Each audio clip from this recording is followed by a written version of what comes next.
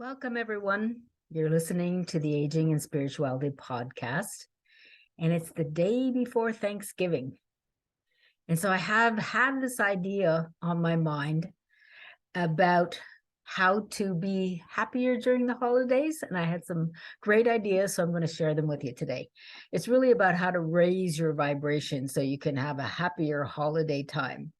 We're going to talk about how to get free of your negative thoughts and how that will put you on your best behavior. This podcast is really about how to clean up your negative energies because they hurt you and they hurt the other people that you are with on the holidays. And there's just so much of an easier way to connect and to bring a vibration of love to your family and your friends. So, are you really dreading these holiday conversations? Because for a number of years now, they've been more confrontations than they have been conversations.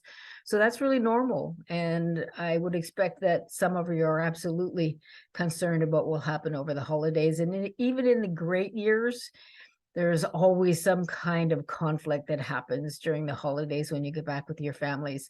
But there's ways to mitigate that and ways to come together in a kind of communion or at least conversation with the people that you're going to be with. So I'm going to talk about how you can bring your best self to shine through on the holidays. So stay tuned. We'll talk about how to do this. I'll give you some tips, some tricks that you can practice before you actually go to your holiday event. And we'll go from there.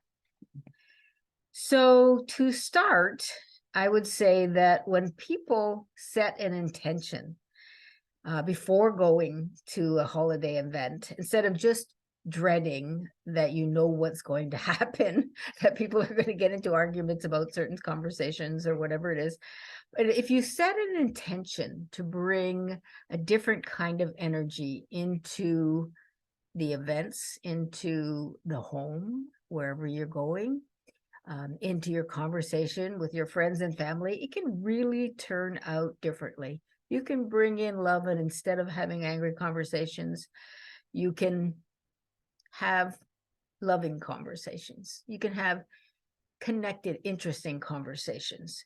And it takes a little growth, a little work on your part first. So I'm going to give you some ideas on how to prepare for it. Even with the best intentions, I'm surprised sometimes when I get into certain areas of my life that are really crunchy and not what I think they should be. You know, when it comes, I consider myself a good communicator, but there's still times when I get into situations where I don't feel like I'm bringing my personal best. So let me just tell you a little story about why I say that at this particular point. I can always find a great example in my own life of what it is I'm talking about, because whatever you hear me talking about, I'm doing this stuff in my own life all of the time. So a little backstory on me. My dad was a sports coach, and I was raised in between two boys. So there was really no distinction between girls and boys in my dad's mind. He raised me to be very competitive. And I was unaware that was just not normal behavior or typical female behavior or just behavior at all in terms of communicating with humans, because everything to me was a competition. So here I am in my 60s, and I'm still finding that part of my training has left awake in certain areas where I didn't know it was happening. I wasn't aware of it. Certainly wasn't paying attention to it. And now that I know what that particular energy brings to a situation, I can be different, and I do it differently. So, you know, as a teenager, I was playing softball, and it really taught me so many things. Anybody who has played sports, and I'm, you know, preaching to the choir here in America, we learn sports here, and they are great life lessons for a lot of our kids. However, that doesn't mean that there isn't room for improvement. In other words, you can learn great life skills that will serve you well in business, serve you well in getting ahead and being successful. It doesn't mean they make you great communicators or great at human relations. So here's the thing. In business, I know this for a fact. I've been an entrepreneur my whole life. I started in my early 20s and did spend about 15 years in the corporate environment. So that's where my real competitive nature came out. And it really helped me survive. That I can say a lot of good things about it because it was very beneficial for me. It helped me be successful, but it didn't make me a nice person. That's for sure when I look back on it. And in business, most people don't care, doesn't matter if you're a nice person. Are you succeeding? Are you getting ahead? That's more what the game is built on. So whatever the cost, unfortunately. And looking back, I wouldn't repeat that if I had to. And being an entrepreneur, you didn't have to be like that with people. You just needed to know how to be a good business person and to sell. And you were much more customer service oriented, and it was a whole different environment. So it took me years to really understand how that competitive behavior was a losing proposition for my personal relationships. I didn't spend time developing personal relationships. I wasn't very good at it. I was always focusing on my own success and my own growth. So now, as a recreational player of tennis, I've recently learned how being competitive really has nothing to do with the game at my stage in life. I mean, that sounds funny. You still want to be competitive. I know a lot of men, particularly my age, who are very competitive still. And that's why they play the game, because tennis is such a mental game. But the thing is, for me personally, I needed to learn to let go of that competitive nature because it was making me miserable. I would play tennis and people would say, did you enjoy yourself?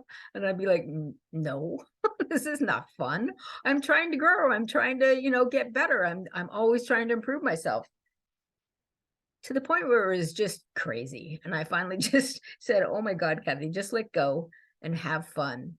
And I realized how that competitive nature was really getting in my way. And I'm still learning how to have fun because it doesn't come instinctively to me. So there you go. I realized how it can be negative to get on a court and you're so aggressive that you're trying that negative energy will come across other people, even though you're not trying to hurt another person and you're not, saying things directly to them. Your being over competitive can just ripples through the energy of the court. And for people that are there just to have fun, it's no fun for them to have somebody like that to play against. So that actually helped me learn to lighten up, and it's been a really good change for me. So let's see. Oh, just, as a side note, I still like to win.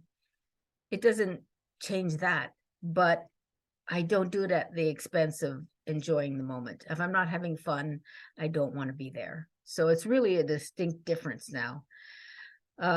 I see other players a lot in the younger generations playing league and stuff, and I see them caught in similar negative patterns. And eventually they're all going to probably hit the same place where they learn what's more important in life, having fun or beating everybody, beating everybody else, always competing. So how this plays into what's going to make your holiday different? Okay, that's the question, what we're talking about now. Many of us dread going to family events because they are inevitable confrontations. But there is a way to change your vibration to get a different result.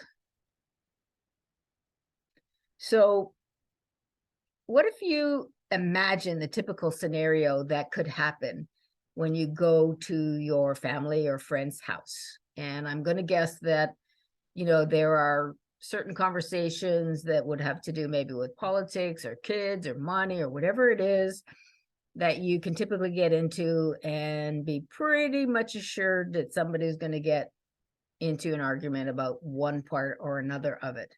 So kind of imagine what those sticking points, those commonalities are that happen when you have your holiday traditional get-togethers. Let's walk through an example of that. So just in your mind, have this picture of what it's like when you go to a family event. Maybe it's you. Let's say that it's you that gets into an argument with your mom or your dad or your brother or whoever it is for you. Step one in changing this process, before you get to the event, you want to be aware of what is going on. You can't change the situation if you don't know what's happening. Look at what you're doing. Look at what the other person's doing. See where the trigger comes in. What is it that you said that triggers the argument that happens, or they say that triggers you into an argumentative kind of response? Just imagine that scenario.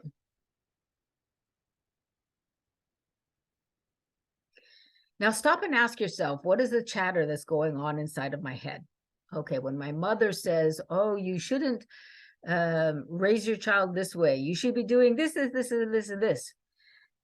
What are the thoughts that you're responding with? You know, cursing her out, just no, that's not how I do it. Maybe that's how you did it. But when you did it, blah, blah, blah, blah. And then all your hurt feelings are all on the surface of, you know, what she did to you, and you would do it totally differently. So you're getting the drift here of what I'm talking about.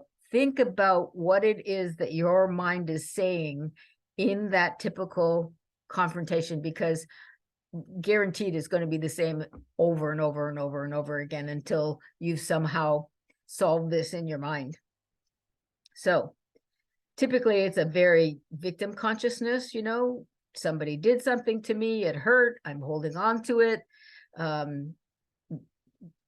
Looking at it now, you weren't aware maybe that you were holding on to these particular feelings because you don't know how to let them go. But right now we're just getting the idea of what is actually happening inside there. It's usually a he said, she said kind of thing. He said that, I felt this, that kind of scenario is going on. And really it's your body is remembering old experience. It's viscerally responding to a situation in a very pre-programmed manner. And it like pushes a button and the same kind of thoughts start swirling through your head, you know, and oftentimes they can be kind of violent, like I want to punch this person in the head. I'm just like, I can't, or sad, you know, you're just really sad that you're in the same situation. And in terms of your relationship, as you've grown into an adult, your relationship has not progressed in any way with your family and friends. So now that we're aware of where you are in this imaginary scenario in your head, just stop for a moment, because this is where we're going to have a pattern interrupt. We're going to break the pattern that is going on from the past. We're going to break it right here. So we're going to, first of all, now that we know what the scenario is, we're going to practice a different response in our imagination first. So you want to calm your mind down and your body down, because even in imagining the scenario, you're having a visceral somatic response. Okay. So you want to take a deep breath, breathe it out a few times, and just calm your body down. Tell it it's safe.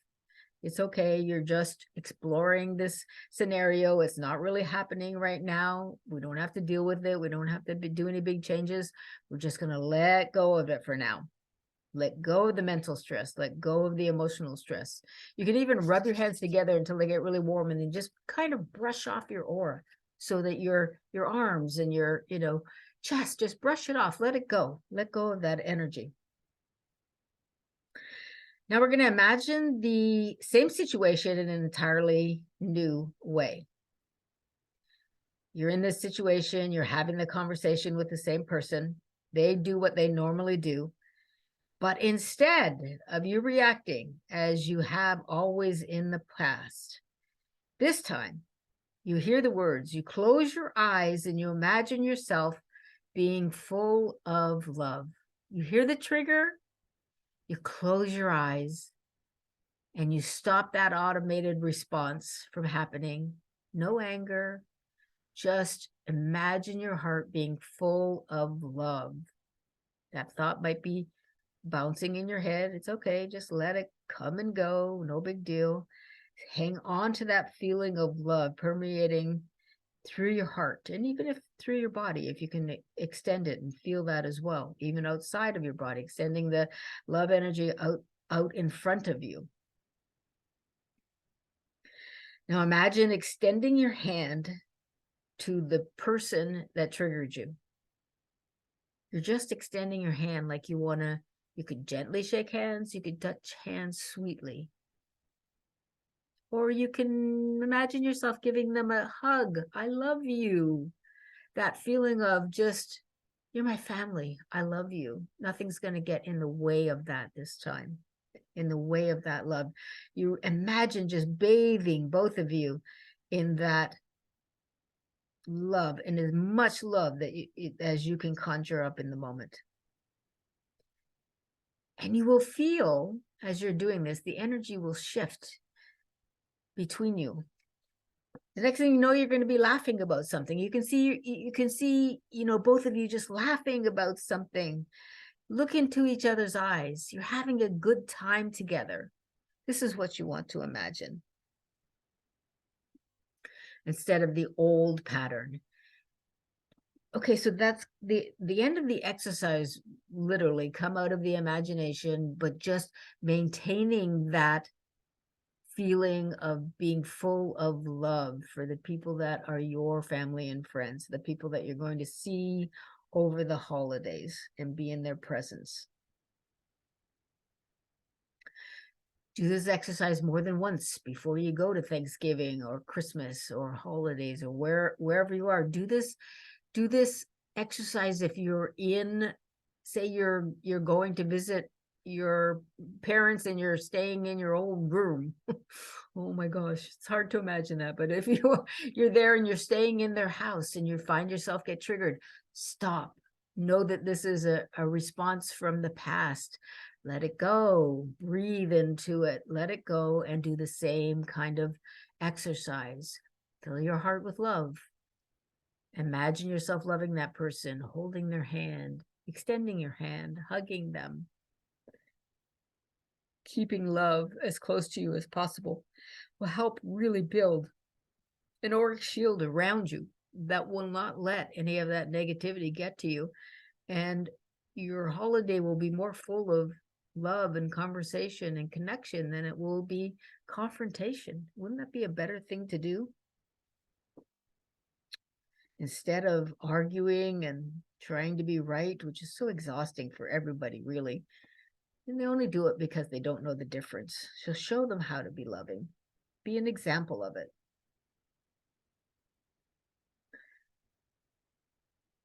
You're building with these exercises an emotional muscle within yourself that can really help you bring an elevated energy of love into the reality of your holiday environment, no matter where it is, who is going to be with you.